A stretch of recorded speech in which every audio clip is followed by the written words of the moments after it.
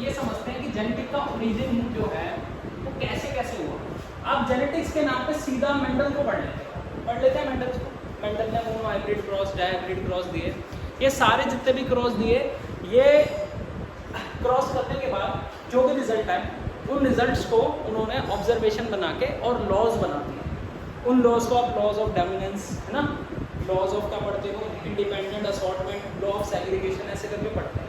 तो सिर्फ मेंडल ने जो दिया क्या वही काम था जेनेटिक्स का, और जेनेटिक्स के आसपास कोई काम पहले हुआ या इसके बाद हुआ, बहुत कुछ हुआ। तो हम ना जब भी जेनेटिक्स पढ़ेंगे तो जेनेटिक्स सबसे पहले आपको समझनी है कौन सी ब्रांच है भाई। Genetics is the branch which deals with the inheritance and variation. सबसे मेन बात इनहेरिटेंस और वेरिएशन के साथ जो डील करे वो जेनेटिक्स की ब्रांच है, ठीक है। तो मैं बोलूँगा genetics is a branch of study which deals with inheritance and variation।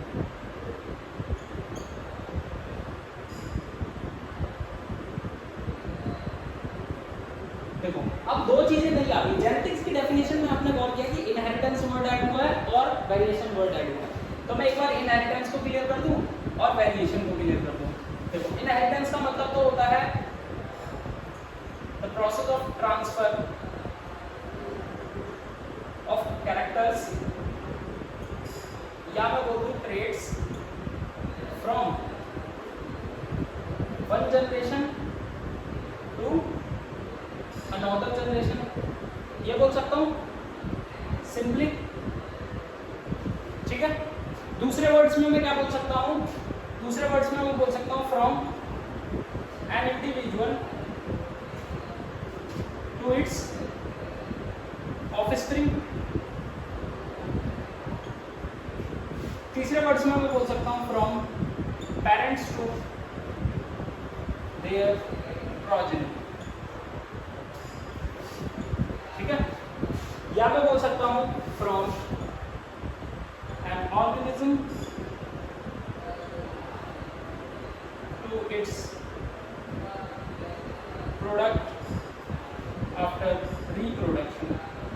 ये सारी बातें एक ही चीज को क्या करती हैं, डिफाइन करती हैं कि process of transfer of characters from trait एक जनरेशन से दूसरी जनरेशन, एक इंडिविजुअल से उसके ऑफस्प्रिंग में, एक पेरेंट से उसके ऑफस्प्रिंग में, ठीक है भाई।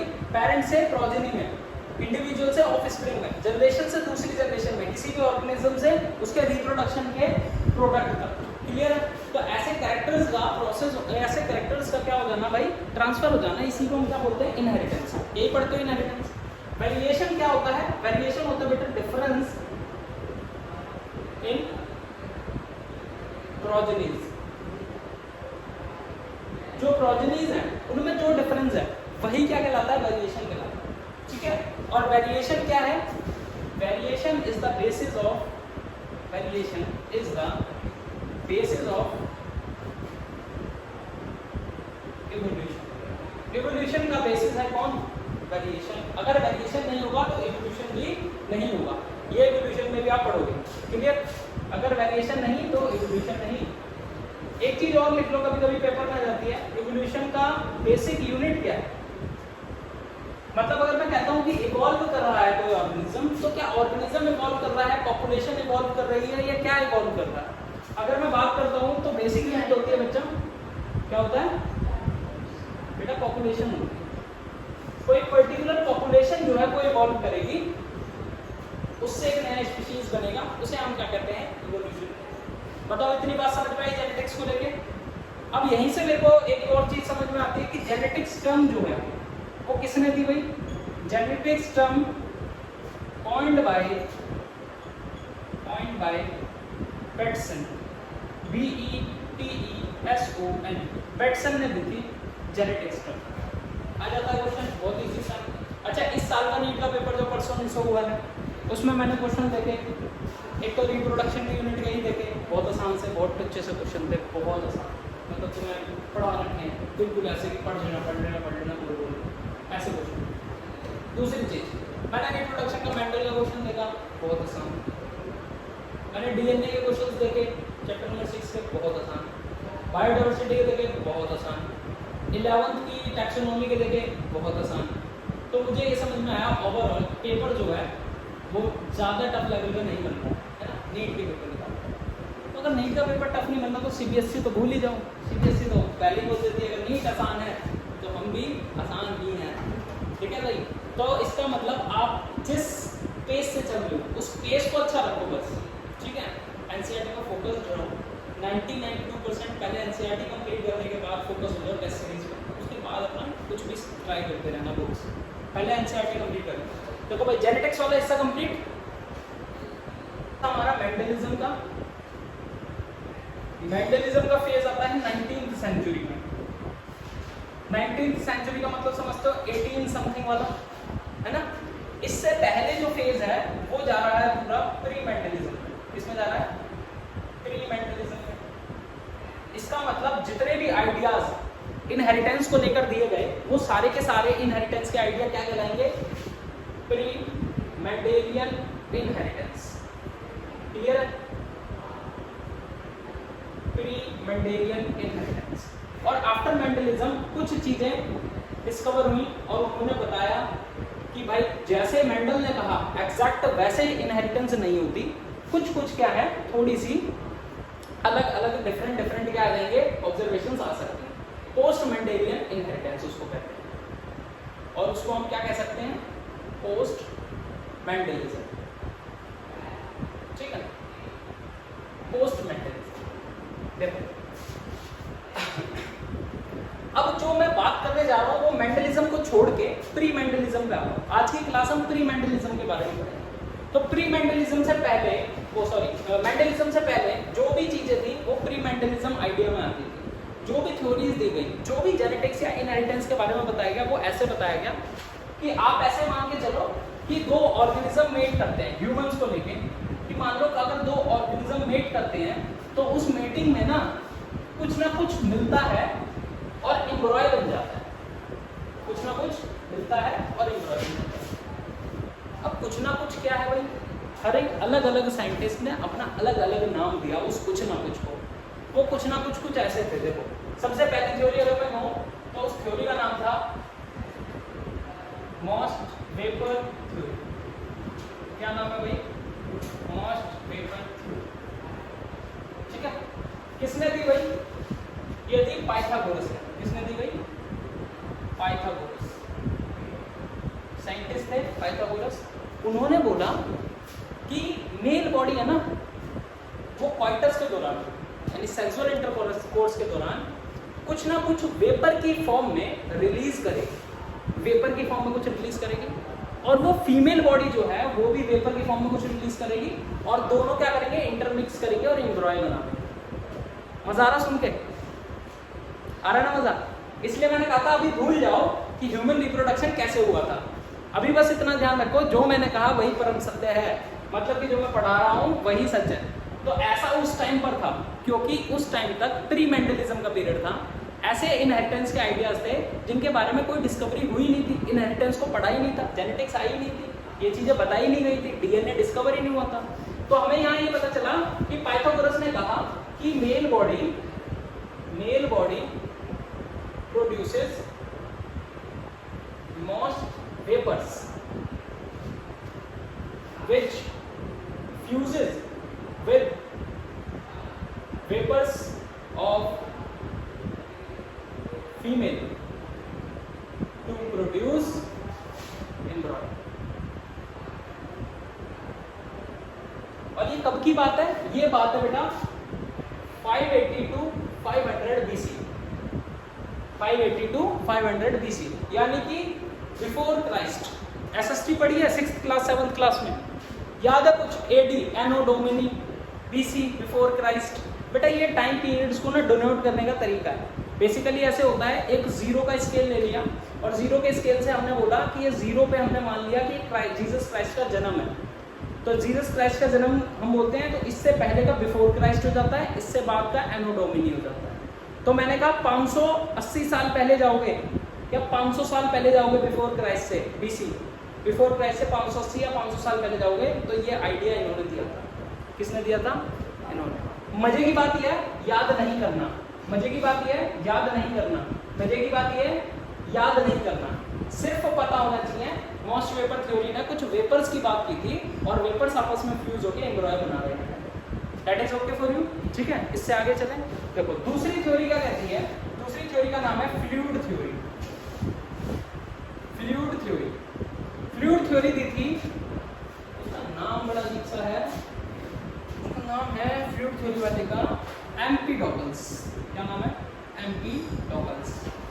इन्होंने दी थी और इन्होंने दी थी ये लगभग, ठीक है। अगेन याद करने का टाइम जरूरत नहीं है, लिखवा दे रहा हूँ बस, ठीक है। एम्पिडोकल्स ने फ्लूइड थ्योरी दी और इन्होंने एक और मजेदार बात की, एक चुटकुला सुनाया इन्होंने। ये चुटकुला सुनाया कि जो मेल रिप्रोडक्टिव, जो मेल बॉडी है ना, मेल बॉडी, उसके जितने ऑर्गन हैं, एवरी ऑर्गन, या मैंने कहा every internal organ of the male body produces a fluid, एक फ्लूइड प्रोड्यूस करता है। एंड एवरी फीमेल बॉडी या फीमेल बॉडी का हर एक internal organ produces a fluid, वो फ्लूइड इंटरमिक्स करते हैं और एम्ब्रॉय बना देते हैं। बात आ गई समझ? इसको हम ऐसे लिख देते हैं मेल बॉडी, ठीक है।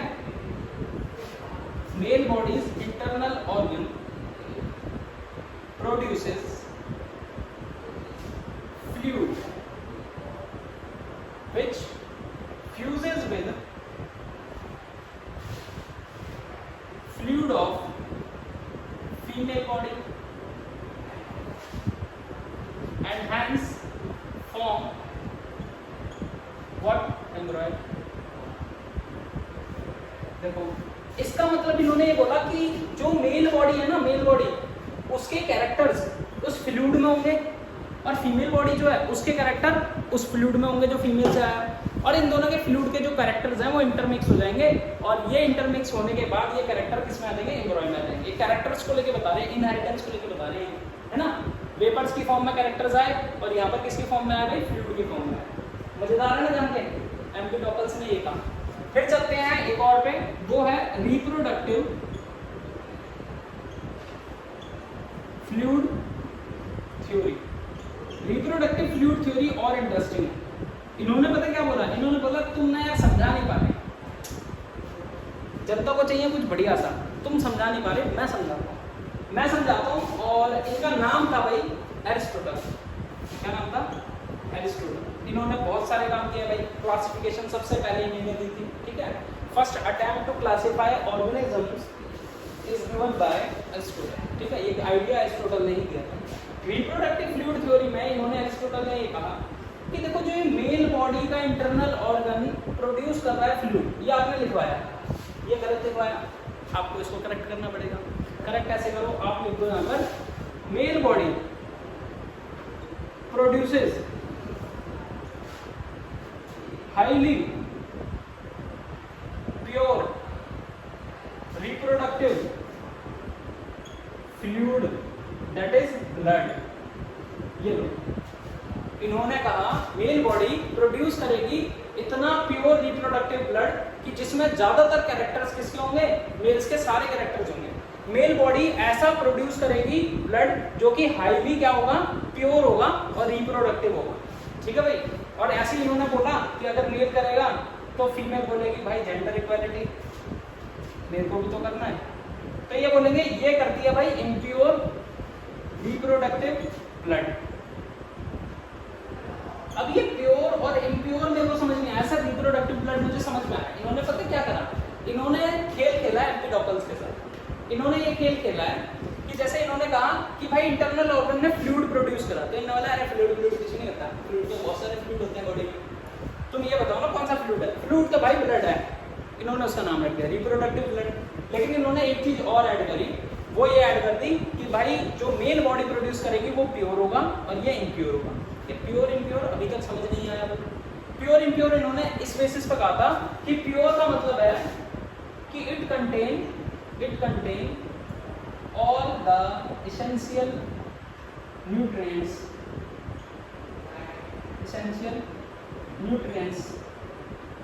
for development of embryo। एम्ब्रॉय के डेवलपमेंट के लिए जितने भी essential nutrients चाहिए वो कौन लेकर आ रहा है भाई? रिप्रोडक्टिव ब्लड किसका? मेल वाला। ठीक है। और इम्प्योर इसलिए बोला क्योंकि इसमें ऐसा कुछ भी नहीं है।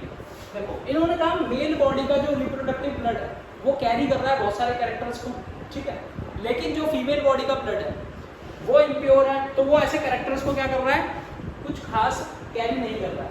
तो सिर्फ मदर के कैरेक्टर पता क्यों आ रहे हैं, क्योंकि बेबी उसके वॉर्म में क्या हो रहा है, डेवलप हो रहा है, सिर्फ इसीलिए आ रहे हैं, अदर देन कोई रीजन नहीं है। और मेल के कैरेक्टर्स इसलिए आ रहे हैं क्योंकि क्या है, ब्लड उसका फ्यूज हो रहा है जाके कहाँ पर, फीमेल बॉडी में। एक और चीज इन्होंने कही, ये जो हाईली प्योर रिप्रोडक्टिव ब्लड है ये फीमेल की बॉडी में जाके कोगुलेट करता है। कोगुलेट करने के बाद फीमेल बॉडी के ब्लड से क्या होता है, मिक्स होता है। कोगुलेशन के बाद जो भी स्ट्रक्चर बनता है उसको हम क्या बोल देते हैं, एम्ब्रॉय बोल देते हैं। और वो जो एम्ब्रॉय है मेल के ज्यादा कैरेक्टर बियर करेगा क्योंकि प्योर ब्लड जो है वो मेल से आया है, और फीमेल के कैरेक्टर्स थोड़े कम करेगा क्योंकि वो फीमेल के वॉर्म में है, सिर्फ इसीलिए कैरेक्टर इनहेरिटेड हो रहे हैं, नहीं तो नहीं। तो देखो ये थ्योरी अपने आप में इन सबसे बढ़िया लग रही थी उस टाइम, क्योंकि उस टाइम तो पता ही नहीं था ना कुछ, तो उस टाइम इन सबसे बढ़िया लग रही थी। लेकिन आज की डेट में हमें पता है कि ये क्या कर रहे थे भाई, बुद्धू बना रहे थे, है ना। ये आइडिया भी कहीं ना कहीं थोड़ा सा एडवांस किया गया, और इसकी एडवांसमेंट करी प्री फॉर्मेशन थ्योरी ने। अब देखो प्री फॉर्मेशन थ्योरी ने, प्री फॉर्मेशन थ्योरी तो ऐसी है कि आपके हंसी छूट जाएगी। प्री फॉर्मेशन थ्योरी कहती है कि भाई ये जो आप बोल रहे हो ना, इंटरमिक्सिंग, ब्लड आएगा, फ्लूइड आएगा, ये सब बेकार है। क्या है भाई, ये सब बेकार है। प्री फॉर्मेशन थ्योरी कहती है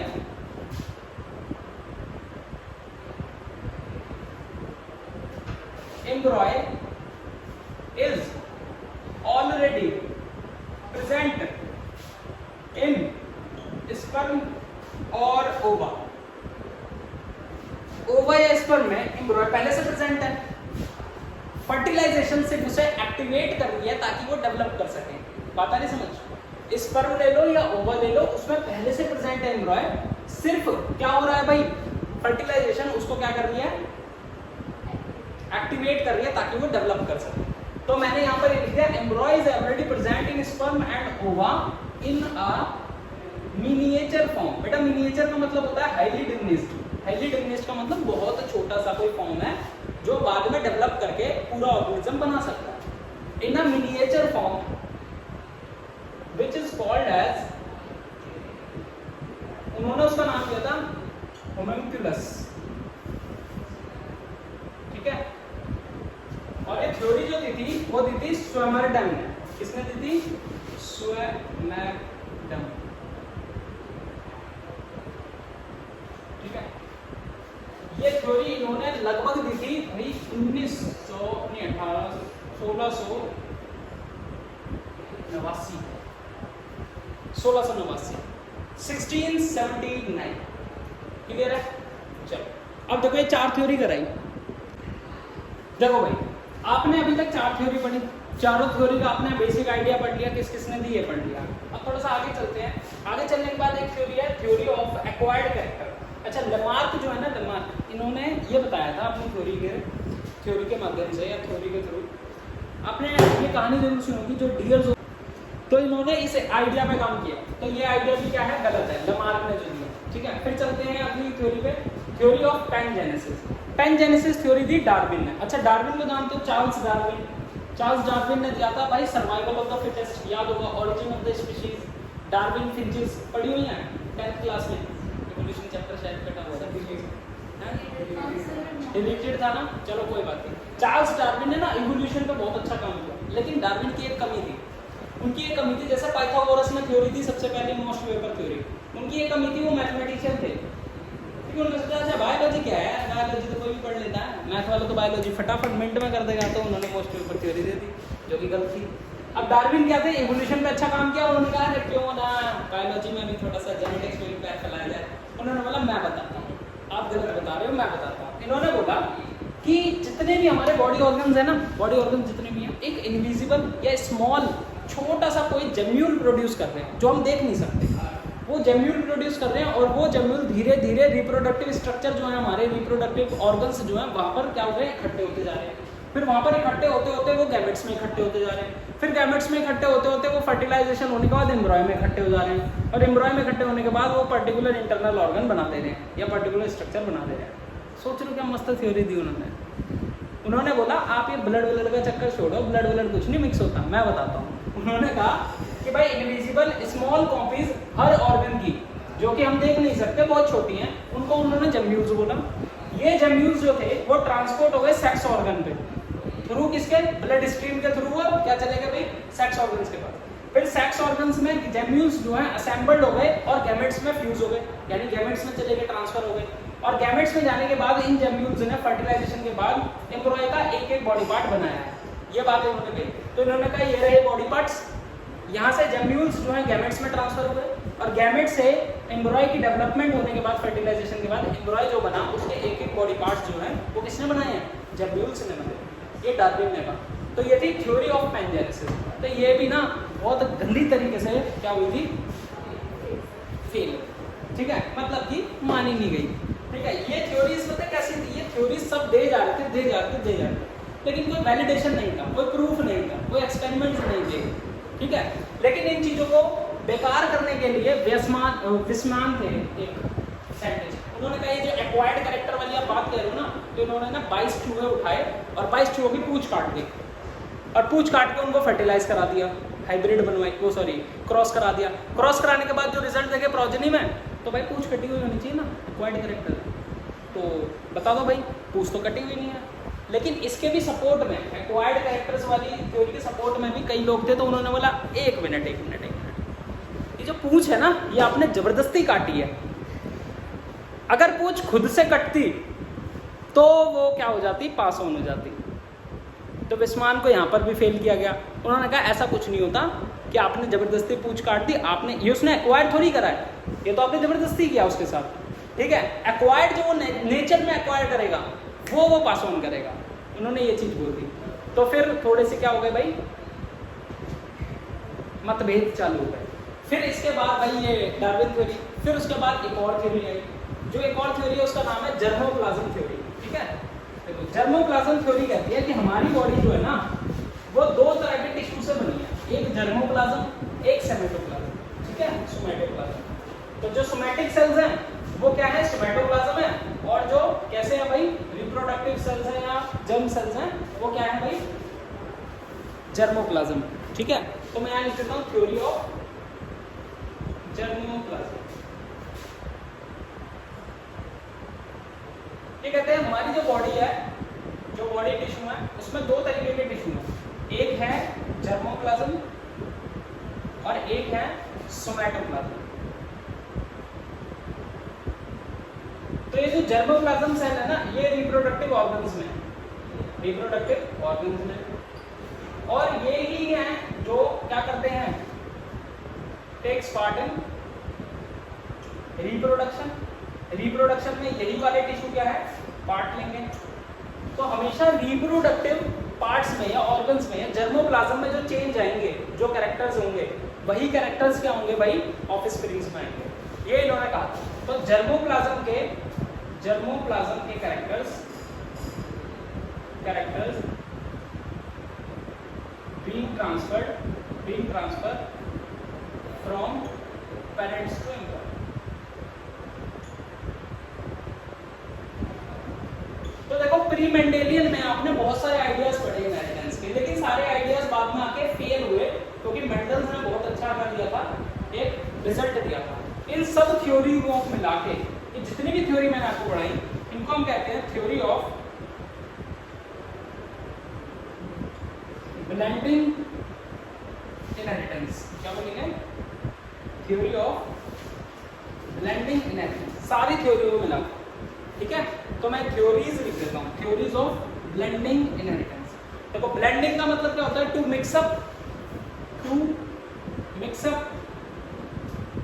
ठीक है, या टू ब्लेंड, ब्लेंड का मतलब मिला देना दो चीजों को। तो बार बार देखो बात तो वही चल रही थी कि ब्लड लिया, फ्लूइड लिया, मिक्स हो गया, बार बार यही बात चल रही थी। तो इन्हीं चीजों से हमने बोला कि ये जितनी भी थ्योरीज थी, इन थ्योरीज को हमने एक नाम दिया, थ्योरीज ऑफ ब्लेंडिंग इनहेरिटेंस। तो यहाँ पर आपका प्री मेंडलिज्म इनहेरिटेंस खत्म होता है। इसके बाद कल हम मेंडल के बारे में बात